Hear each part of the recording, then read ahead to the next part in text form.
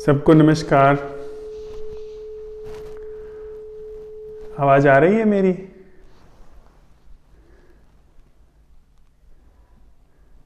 जी आ रही है sir. Thank you.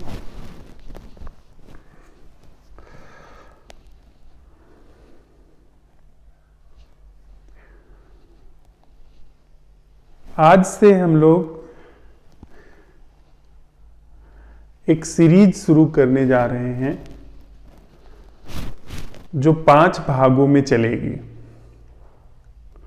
तो आने वाले 5 हफ्तों में जो रविवार को यह कार्यशाला होती है उसमें हम इस सीरीज को पूरा करेंगे।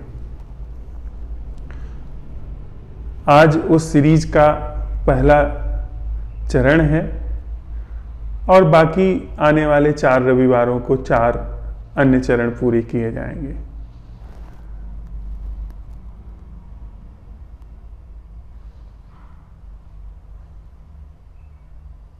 तब कि जब हम लोग भौतिक रूप से साथ में नहीं हैं तो हमारा दायित्व तो और भी बड़ा हो जाता है कि हम जो यहाँ पर साथ साथ चलते हुए सीखें उसको अपने जीवन पर प्रयोग में भी देखते चलें, करते चलें। यह हमारा अपना निज दायित्व होगा।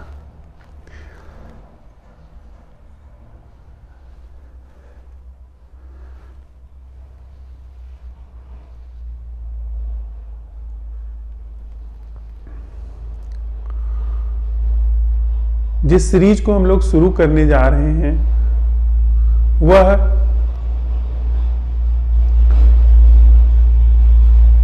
ऐसी आमूल क्रांति का आवाहन है। उस आमूल क्रांति हेतु उद्यत होना है। उस आमूल क्रांति में अंतिम छोर तक जाना है जब तक वह क्रांति सम्यक रूप से घट ही न जाए। तो जो पहली ही बात इसमें हमारे सामने आती है वह है क्रांति क्यों। यह तो हम सब लोग जानते ही हैं कि जैसी हमारी जिंदगी है, जैसी पूरी धरती पर इंसान की जिंदगी है, जैसे उसके संबंध हैं, उससे भयंकर दुख ही निर्मित हुआ है। जीवन के नाम पर हम लोगों ने विनाश को ही आमंत्रण दिया है। तो थोड़े से लोग जो इस विभीषिका को, इसकी भयावहता को रंच मात्र भी समझ रहे हैं, उनके लिए ये दायित्व और भी गहन हो जाता है और भी विराट हो जाता है। जो नहीं समझ रहे हैं, नहीं जान रहे हैं, उन्हें क्षमा किया जा सकता है। लेकिन जिनको इस संबंध में तनिक भी नजर है, उनके लिए इस दायित्व को अपने सिर पर लेना, अपने जीवन की सारी गतिविधियों में उतार लेना, वह महत्वपूर्ण हो जाता है। यह सब हमें सामने ही दिख रहा है। इसके लिए किसी प्रमाण की कोई आवश्यकता नहीं है कि हम सब लोग भीषण रूप से कृत्रिमता की ओर बढ़ रहे हैं और जो यांत्रिकता का यह युग है, इस यांत्रिकता से कोई आश्चर्य नहीं कि देर सवेर मनुष्य का पूरा अस्तित्व ही समाप्त हो जाए। उन क्षेत्रों में भी जिन क्षेत्रों में यंत्र की कोई गति भी नहीं हो सकती थी, उन क्षेत्रों में भी यंत्र प्रवेश कर गए हैं। यंत्र संबंधों में प्रवेश कर गए हैं। यांत्रिकता हमारे जीवन में प्रवेश कर गई है। दिन रात हम लोग संबंधित होने के लिए यंत्रों पर निर्भर हैं, सोशल मीडिया पे निर्भर हैं, फेसबुक, व्हाट्सएप, इंस्टाग्राम पर निर्भर हैं। हम उनका उपयोग करें यह तो उचित जान पड़ता है, लेकिन वे हमारा उपयोग करें, वे हमारे समय का उपयोग करें, यह बात बड़ी घातक जान पड़ रही है। हमारा सारा जीवन वह हमारे अधिकार में, हमारे नियंत्रण में होने के बजाय यंत्रों के नियंत्रण में है, और यह नियंत्रण दिन ब दिन बढ़ता ही जा रहा है। हमारे बच्चे जो अभी 1-2 साल के ही हैं, वे भी यंत्रों पर निर्भर हैं। वे लगातार, कई बार हम आप देख सकते हैं कि माँ भोजन खिलाने के लिए भी बच्चे के हाथ में यंत्र दे देती है। जब वह भोजन कर रहा है, भोजन करने के साथ साथ जिस यांत्रिकता में वह उलझा हुआ है, जिस यंत्र के साथ वह तादाद में बिठाए हुए है, वह यांत्रिकता भी उसके भोजन के साथ प्रवेश कर रही है। तो जैसा हम पहले भी कह चुके कि धरती पर से मनुष्य अपने विनाश की इत की ओर बढ़ रहा है, ऐसा लगता है। जानने वाले लोगों ने जब कंप्यूटर का आविष्कार हुआ था, उस समय ही कहा कि कोई आश्चर्य नहीं कि देर सबेर कंप्यूटर धरती पर से इंसान को रिप्लेस कर दे, उसको हटा दे। कंप्यूटर सीख रहा है, लेकिन हम नहीं सीख रहे हैं। यह यंत्र सीख रहा है।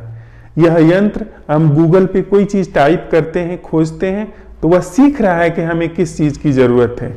वह हमारे सारे अकाउंट्स पे, इंस्टाग्राम पे, यूट्यूब पे, फेसबुक पे वैसी ही सामग्री हमें परोसने लगता है। वह सीख रहा है हमारे हर एक्शन से, पर हम अपने जीवन के किसी भी एक्शन से खुद नहीं सीख रहे हैं। तो हमारी सीखने की क्षमता सतत गिर रही है, उसका सतत पतन हो रहा है, जो जिसके प्रति शायद हम लोग सजग भी नहीं हैं। और यंत्र निरंतर उत्तरोत्तर सीखता चला जा रहा है। एक छोटी सी बोध कथा से हम आज की चर्चा आगे बढ़ाएं। पुरानी बात है, एक बार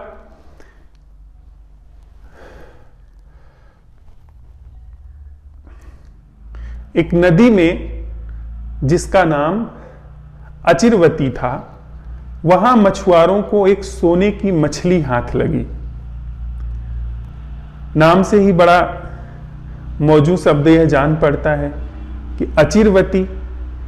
हम सब लोग कहीं न कहीं अचिरवती नदी में ही मछलियां पकड़ रहे हैं। जो चिर नहीं है, जो सनातन नहीं है, जो सदा नहीं रहने वाला है, उसी जीवन में हम लोग मछलियां पकड़ रहे हैं। उसी जीवन में हम लोग सुख, शांति और समृद्धि की खोज में लगे हुए हैं। जिस धन को, जिस पद को, जिस शांति को, जिस सुकून को, जिस जीवन के ढंग को अरबों खरबों लोग यहाँ पर आजमा करके, जी करके और अंत में पछता करके गए हैं, वही जीवन ढंग हमारे अंदर चलता है और हम समझते हैं ये हमारा अपना निज जीवन है। तो कथा है कि उसी जो अचिरवती नदी है, उसी में वह मछली पाई गई। जैसे हम लोग मछली पकड़ते हैं, मछली सोने की थी। हम भी जिन चीजों को पकड़ रहे हैं जीवन में, वे सारी चीजें सोने की होती हैं, बड़ी सुंदर होती हैं। हम सब लोग भी बड़े सुंदर हैं, बड़े सजे संवरे रहते हैं।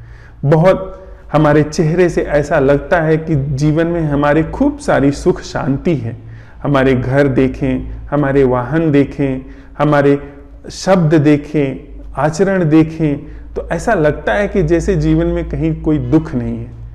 लेकिन मछुआरों को जो मछली मिली थी, उसमें एक बड़ी ही विपरीत बात थी।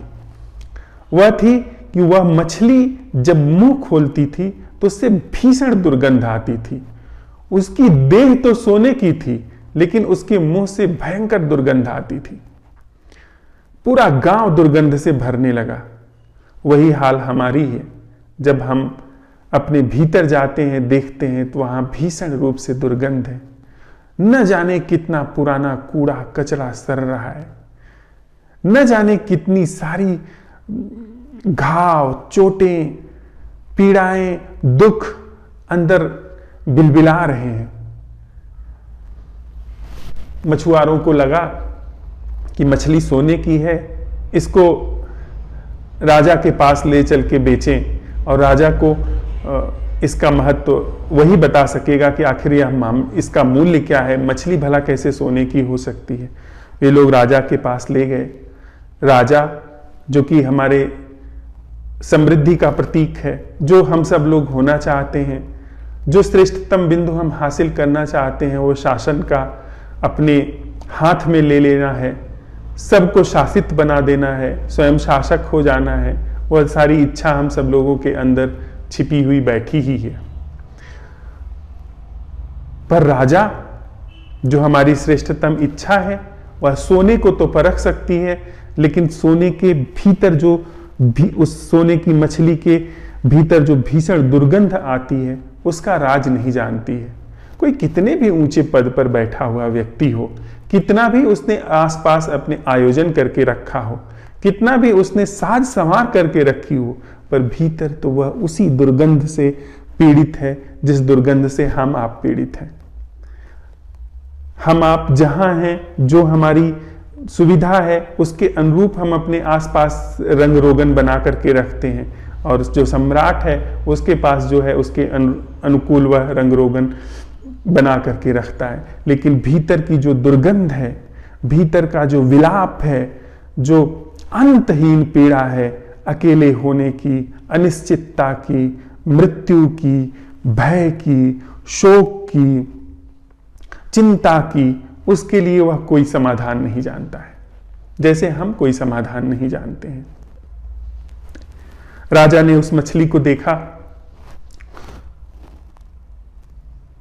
वह भी बड़े विवेचन में पड़ा कि भाई मछली और सोने की, और वो भी जीवित है, और दुर्भाग्य या विडंबना कहें कि वो उसके मुंह से भयंकर दुर्गंध आती है। आम तौर पर होता तो वो उसको अपने महल में सबसे सुंदरतम पौंड में उसको डाल करके रखता, दूसरे सम्राटों को दिखाता कि उसके पास सोने की मछली है। लेकिन वह इतनी दुर्गंध करती थी कि सारा महल दुर्गंध से भर गया। इसलिए अब उसको कोई और उपाय नहीं सूझा। अंत में फिर वह साधु के पास, जिसके पास उसका आना जाना था, वहां ले जाने के लिए उसने निर्णय लिया। एक द्रोणी में भरकर वह उस मछली को साधु के पास लेकर के गया। उनको बताया कि सारी बात बताई, मछुआरों की कथा बताई, और पूछा कि यह क्या रहस्य है इसका। उन साधु ने उस मछली को गौर से देखा। उनको तत्क्षण सारी व्यथा, सारा रहस्य पता चल गया। वह सारी गाथा मनुष्य की ही तो है। वह मछली मनुष्य की ही सारी गाथा का प्रतिनिधित्व तो कर रही थी। उन्होंने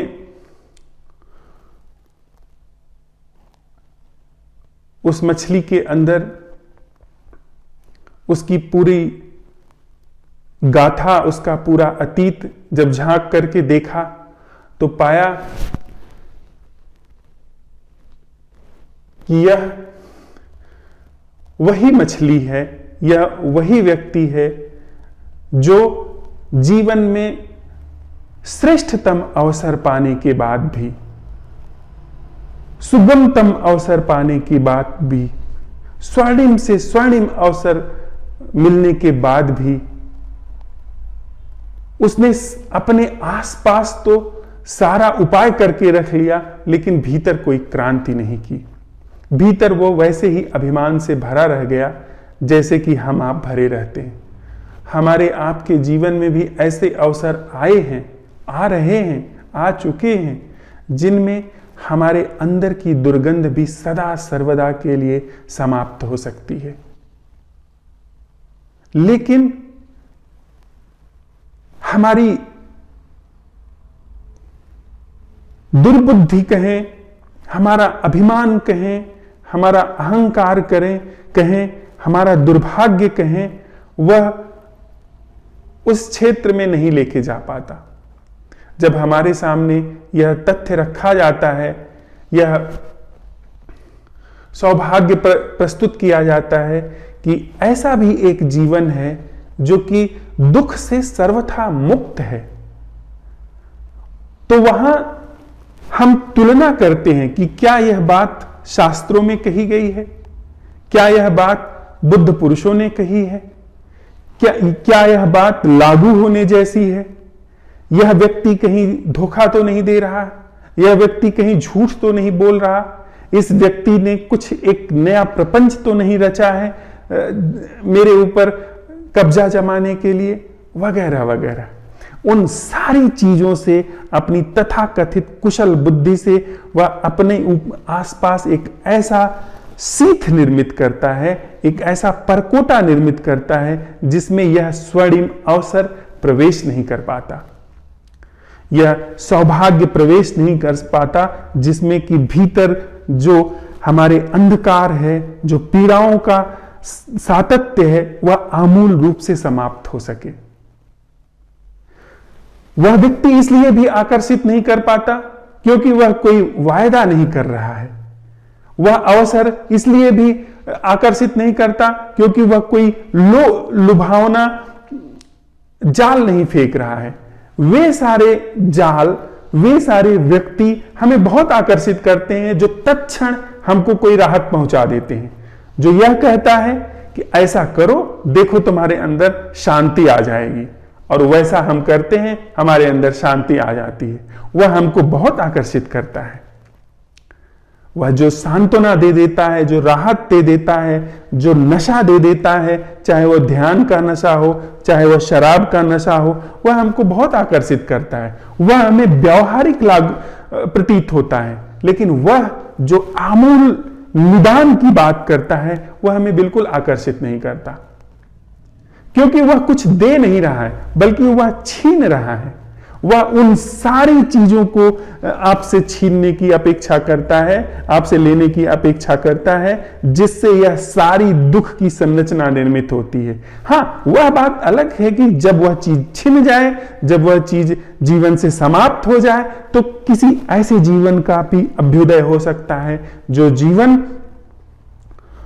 दुख सुख से सर्वथा निराला है।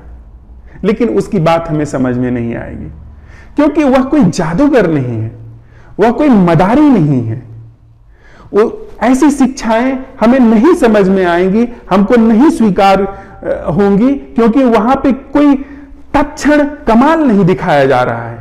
वहां पे ऐसा कमाल नहीं दिखाया जा रहा है कि आपका वह पिछला जन्म बताने जा रहा हो, आपके व्यापार में बढ़ोतरी को लेकर के वह कोई अंगूठी नहीं दे रहा है, आपकी नौकरी में उन्नति को लेकर के वह कोई मंत्र नहीं आपको बता रहा है, आपको वह स्वर्ग का आश्वासन नहीं दे रहा है, आपको वह मोक्ष और मुक्ति का कोई आश्वासन नहीं दे रहा है, आपको वह पुण्य करने के लिए उकसा नहीं रहा है, आपको वह पाप करने से बचने के लिए उकसा नहीं रहा। ये सारी बातें हमें समझ में आती हैं। यह सारी बातें जो कहता है उसके हम इर्द गिर्द नाचने लगते हैं, उसके इर्द गिर्द हम घूमने लगते हैं। वह हमारा रहनुमा हो जाता है, वह हमारा पीर पैगंबर हो जाता है। वह जो क्षुद्र चीजों में हमको उलझाए रखता है, वह हमारे लिए देवता समान हो जाता है। लेकिन जो विराट, जो सम्यक, जो आमूल समाधान लेकर के सामने प्रस्तुत होता है, जिसका कोई स्वार्थ नहीं है। पिछले लोगों का स्वार्थ है, लेकिन जो निस्वार्थ भाव से हमारे जीवन में प्रस्तुत होता है वह हमें नजर नहीं आता, क्योंकि यह जो बुद्धि है, यह जो हमारी सोच समझ है, यह स्वार्थ से प्रेरित है। यह स्वार्थ के माध्यम से गति करती है, स्वार्थ के माध्यम से ही यह चलती है। या तो यह भय को आधार बनाती है या तो यह स्वार्थ को आधार बनाती है। ऐसा व्यक्ति हमें समझ नहीं आता। राजा ने वह मछली जब उनको दिखाई, उन्होंने तत्क्षण देख लिया कि यह तो वही दुर्भाग्यशाली व्यक्ति है जिसने किसी समय में इन सारी चीजों को सुन लिया, किसी से समझ लिया और उसका आडंबर अपने जीवन में कर लिया, दिखाने लगा वह, पर भीतर उसके अंदर सब कुछ सड़ता ही रहा।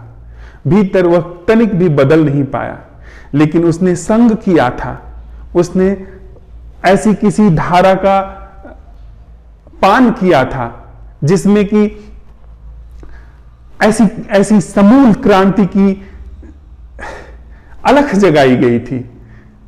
इसलिए उसका बाह्य तल तो स्वर्ण का हो गया, पर भीतर दुर्गंध आती रही। राजा ने कहा कि अगर यह मछली सच में ही करामाती है, सच में ही इसके जो पूर्व समय रहा है, पूर्व जन्म रहा है, उस जन्म में या इसने बहुत सत्संग किया था पर भीतर कुछ भी क्रांति नहीं हो सकी, तो आप यदि इससे बुलवा दें तो हम मान जाएंगे। उन साधु ने उस मछली को पुकारा और कहा कि तुम ही बताओ कि सच क्या है। तो उस मछली ने कहा कि हां, यह सच है। मेरे जीवन में ऐसा अवसर आया जिसमें मैं चाहती तो क्रांति हो सकती थी, मेरा आमूल जीवन बदल सकता था, पर क्रांति नहीं हुई। मैं अपने हित के लिए सोचती रह गई। मैं अपने अहंकार, अपने मैं को ही बलवती बनाती रह गई। वह जो अवसर मुझे मिला था उससे मेरा बाहर का जो शरीर था वह तो सोने का हो गया, लेकिन भीतर मैं वैसे की वैसी बनी रही। यह कहते हुए जैसे ही उसका मुंह खुला और जैसे ही वह जब पिछले समय में अपनी उस धारा के करीब थी और इस समय में उसी तरह की दूसरी धारा के निकट आई, वैसे ही उसके मुंह से जो दुर्गंध निकलती थी वह दुर्गंध अपूर्व सुगंध में बदल गई। पल भर का भी समय नहीं लगा, वह सारी जो दुर्गंध थी वह सुगंध में बदल गई। उसका तन सोने का तो था ही, मन भी अभूतपूर्व सुगंध से महक गया। उसकी आत्मा भी भीतर अपूर्व सुगंध से भर गई। यह देख करके उन साधु ने मनुष्य की जो गाथा कही, मनुष्य के दुर्भाग्य की जो गाथा कही और मनुष्य की संभावनाओं की जो गाथा कही, वह निचोड़ में यही है कि यही मैं है जो अपने परम सौभाग्य को लेकर के आगे बढ़ सकता है, और यही मैं है जो अपने परम निम्नतम पतन की तरफ जीवन को लेकर के जा सकता है। निम्नतम की संभावना ज्यादा है क्योंकि निम्नतम में दुनिया के शायद 8 अरब लोग लगे हुए हैं। तो इस मंच पर हम लोग साथ चलते हुए यदि अपनी उन संभावनाओं की ओर नजर उठा रहे हैं जिन संभावनाओं में हमारा तन सोने का हो न हो, लेकिन हमारा अंतस स्वर्णिम हो जाए, तो फिर हमारे साथ चलने का कोई मोल है। उस पर हम लोग साथ चल रहे हैं और उसी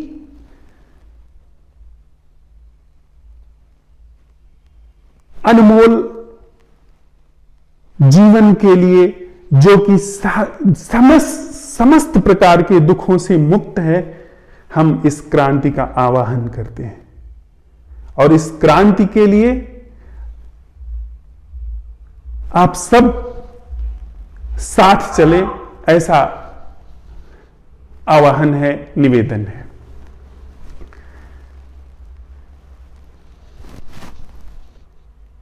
यह हम सब लोग जानते हैं कि हम सब संस्कारित हैं। जो हमारी मांगे हैं, जो हमारी आकांक्षाएं हैं, जिस आकांक्षाओं के लिए हमें सुझाव दिए गए हैं, हमें समझाया गया है, वे सारी चीजें सीमित हैं। वे सारी चीजें हमारे बाहर के जगत को तो बहुत सुंदर बनाती हैं, पर भीतर हम दुखी रह जाते हैं। भीतर हमारे अंदर संताप और से और गहन होता चला जाता है। तो क्या ऐसी कोई आमूल रूपांतरण की घटना घट सकती है? आमूल रूपांतरण की घटना जिसमें जो हमें सिखाया समझाया गया है, जीवन और संबंध के क्षेत्र में जो भी हमारे अंदर पिरोया गया है, वह एक बार में एक साथ पोंछ दिया जाए, वह पूरी तरीके से उसकी समाप्ति हो सके। उसी के लिए हम इन आने वाले 5 हफ्तों में हर रविवार को बातचीत करेंगे। तो हमने जो 5 चरण लिए हैं, उसमें एक चरण पे आज बात हुई कि क्रांति क्यों। दूसरा चरण है क्रांति भूमि। यह क्रांति स्पष्ट रूप से हम समझ लें कि कोई व्यक्ति का क्रांति करने वाला नहीं है, कोई मैं अपने लिए क्रांति करने वाला नहीं है। यह क्रांति परोक्ष रूप से कहीं न कहीं मैं के आमूल अवसान की क्रांति होगी। तो हम अपने अंदर क्रांतिकारी को बल नहीं दे रहे हैं, क्योंकि जैसा हम लोग यह बात तो जानते ही हैं, पूरी धरा पर असंख्य बार इस तरह की क्रांतियां हो चुकी हैं जिसमें क्रांतिकारी होते हैं। साम्यवाद की क्रांति, जिसने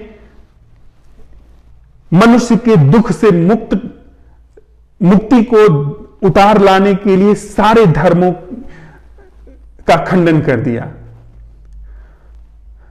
साम्यवादी, तथाकथित साम्यवादी देशों में ऊंचे से ऊंचे चर्च गिरा दिए गए। मैं ये नहीं कह रहा हूं कि चर्चों में धर्म था, लेकिन जो हुआ, चर्च गिरा दिए गए, धर्म ग्रंथ जला दिए गए। समाजवाद की क्रांति,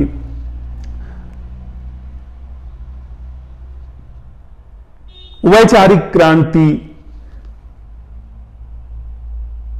धर्म की क्रांति, जिसे हमें धर्म समझाया गया कि यह धर्म है, वे सारी क्रांतियां कहीं न कहीं क्रांतिकारी को ध्यान में रख करके की गई हैं कि जो क्रांति होगी उससे व्यक्ति को कोई निज लाभ पहुंचेगा, उससे व्यक्ति को कुछ राहत पहुंचेगी। लेकिन हम सब जानते हैं कि देर सवेर यह व्यक्ति जो है उन सारी क्रांतियों के ऊपर बैठ गया।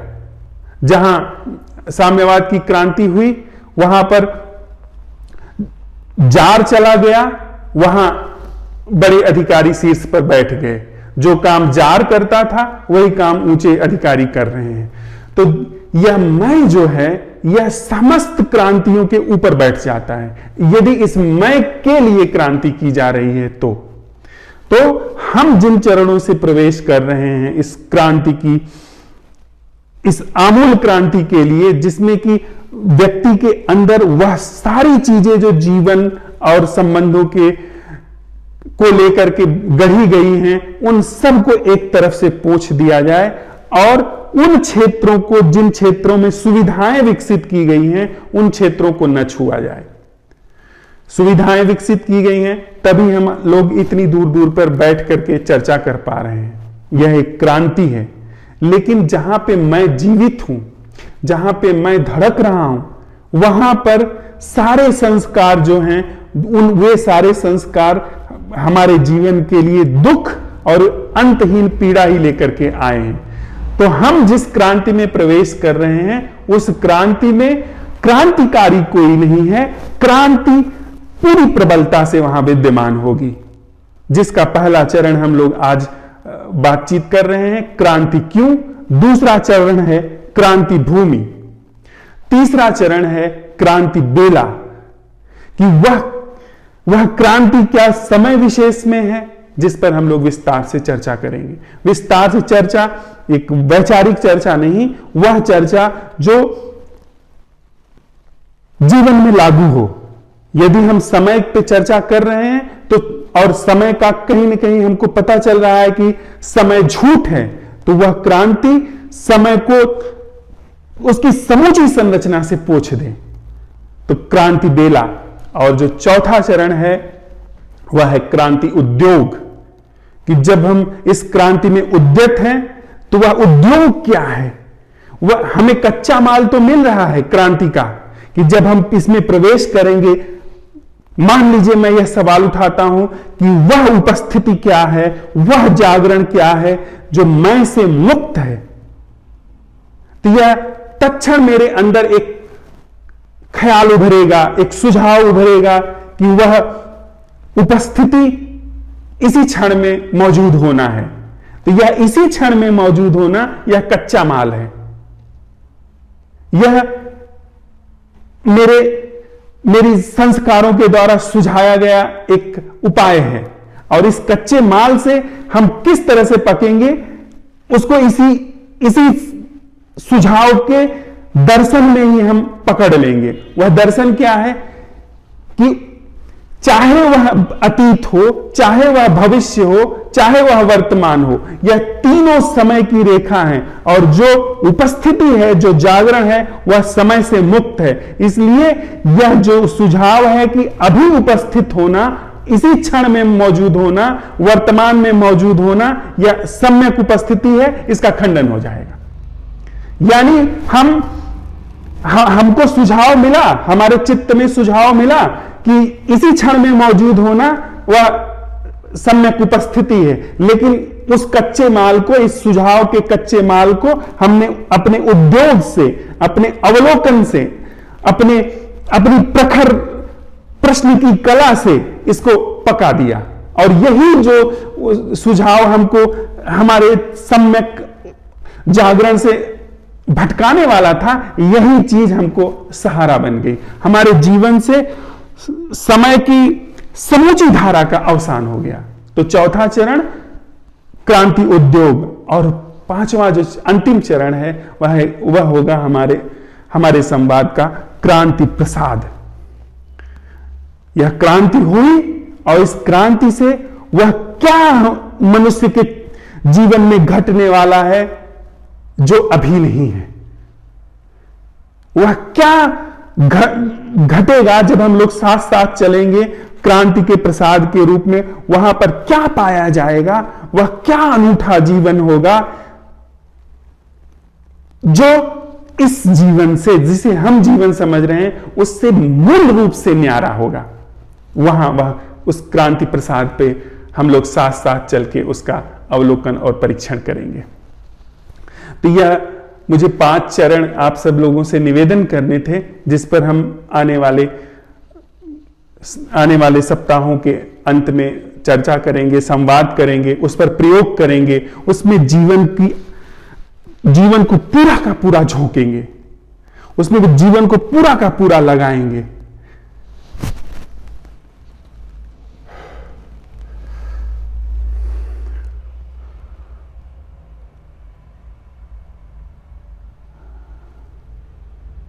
तो आज जो पहला चरण है, जो भूमिका का चरण है, क्रांति क्यों, इस पर जो भी हमारे अंदर प्रश्न उठ रहे हैं उस पर हम थोड़ी देर में संवाद करेंगे ही करेंगे। उस पर आप खुल करके प्रश्न उठाइए, उसमें हम सब लोग खुल के निर्ममता से, विशेष करके मेरे प्रति तो जितना आलोचनापूर्ण हो सकता है उतना आलोचनापूर्ण होकर के आप प्रश्न उठाइए। बस निवेदन यह है कि वह प्रश्न वास्तविक हो, वह प्रश्न सिर्फ मुझे गलत सिद्ध करने के लिए नहीं हो।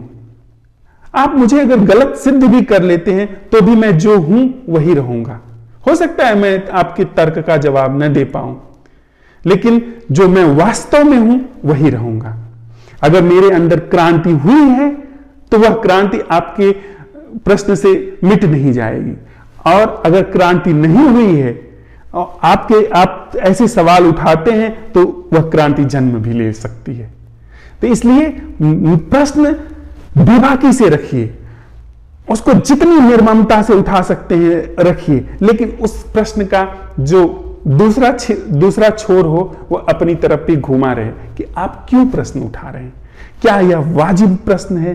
क्या यह आप अपने जीवन को परखने के लिए, जांचने के लिए, चमकाने के लिए उठा रहे हैं, या यह एक तगड़ी मजबूत आपकी मान्यता है जिस मान्यता के प्रतिकूल ये सब क्रांति जैसी चीजें जा रही हैं, और आप अपनी जो मान्यता है, जो आपके संस्कार हैं, वो जो आपको जकड़े हुए हैं, जिनसे आपके जीवन में अभी भी कोई समाधान नहीं आया है, उसको पुष्ट करने के लिए बस आप सवाल उठा रहे हैं, तो फिर हम लोग साथ नहीं हैं। तो फिर हमारे बीच में एक विराट दूरी है। और यदि मेरी भी कोई धारणा नहीं है, मेरा भी कोई आग्रह नहीं है, और आपकी भी कोई धारणा नहीं है, आपका भी कोई आग्रह नहीं है, तो आप समान तल पर हैं। वहां हम यह सवाल उठा सकते हैं कि वह जीवन क्या है जो समस्त संस्कारों से मुक्त है। संस्कारों से सीधा सा आशय है, संस्कार मृत चीज है, संस्कार निर्जीव चीज है, संस्कार बाहर से थोपी गई चीज है, संस्कार सोच विचार से आई गई चीज है, और जीवन वह जीवंत है, वह अखंड है, वह अटूट है, वह काल से लेकर अकाल तक अखंड है, वह सीमा से लेकर के असीम तक अखंड है, अटूट है। लेकिन हमारा जो आरोपण है संस्कार के रूप में, जो हमने सोच विचार से उस जीवन के इर्द गिर्द थोपा है, हमने जो ये आग्रह थोपे हैं कि नहीं आत्मा जैसी चीज होती है, हमने परखा है क्या? हमने पता लगाया है क्या? हम जो यह आग्रह रखते हैं कि जीवन के लिए, संबंध के लिए संस्थाओं की अनिवार्यता है, इसका हमने सच में पता लगाया है क्या? या हम अपने संस्कार में इतने ज्यादा गहरे हैं कि इस पर प्रश्न ही नहीं उठा सकते हैं। तो हम लोग इस छोटी सी यात्रा में साथ चलें, जिसमें प्रश्न उठाएं, जिसमें गहरे से गहरे प्रश्न उठाएं, और उस जीवन का अनावरण करें जो कि संस्कारों से सर्वथा मुक्त है, संस्कारों से, और उस गहनतम संस्कार जिसे हम मैं कहते हैं, जो हमारे अंदर मैं के रूप में विद्यमान है, जिस पर संदेह ही नहीं जाता, जिस पर संदेह जाना बड़ी से बड़ी क्रांति है। मैं, यह जो मैं का एहसास है कि मैं सही हूं, मैं गलत हूं, मैं हूं, इस पर संशय जाना, यह अपने में बड़ी सी बड़ी क्रांति है। तो यदि हम समस्त संस्कारों से मुक्त, अर्थात समस्त दुखों, पीड़ाओं, संतापों से मुक्त जीवन का सवाल उठा रहे हैं, और उस सवाल में उठने में यह बात स्पष्ट है कि हम कोई भी संस्कारित उत्तर स्वीकार नहीं करने जा रहे हैं, साथ ही यह सवाल उठाने में हम प्रचंड रूप से जागरूक हैं, क्योंकि हम कहीं बाहर से उत्तर की अपेक्षा नहीं कर रहे हैं। और बाहर से उत्तर की अपेक्षा नहीं है, उत्तर अगर अपने हृदय में खिलने वाला है तो प्रचंड रूप से जागरण है। फिर हम वो होश का अभ्यास नहीं कर रहे हैं, हम ध्यान का अभ्यास नहीं कर रहे हैं, ध्यान को दोहरा नहीं रहे हैं कि कैसे ध्यान सधे। हमारा वह प्रश्न अपने आप इतनी प्रचंड ज्वाला से धधक रहा है, जिसमें कि सारी जगह जगह फालतू जो फंसी हुई ऊर्जा है, जो बिखरी हुई ऊर्जा है, वह सिमट करके इस प्रश्न में धधक रही है। और इस प्रश्न के धधकने में, इस प्रश्न के जलने में अपने आप उस उत्तर का शुभागमन संभव हो पाएगा, जो वास्तव में उस जीवन को ही खोल करके हमारे जीवन में ला करके रख देगा। हमारा जीवन ही वह हो जाएगा। विचारों में उत्तर नहीं आएगा, शब्दों में, छवियों में उत्तर नहीं आएगा, जीवन अपने आप में उत्तर के रूप में प्रकट होगा, उस जीवन के रूप में प्रकट होगा जो जीवन दुख से मुक्त है, जो जीवन संस्कारों से मुक्त है। तो इस क्रांति को लेकर के ये थोड़ी सी भूमिका मुझे कहनी थी। आने वाले सत्रों में हम लोग इस पर और अग्रिम चरणों पर चर्चा करेंगे। हाँ, आज जो भूमिका रखी गई है इस पर हम आप सबके प्रश्नों का स्वागत कर रहे हैं।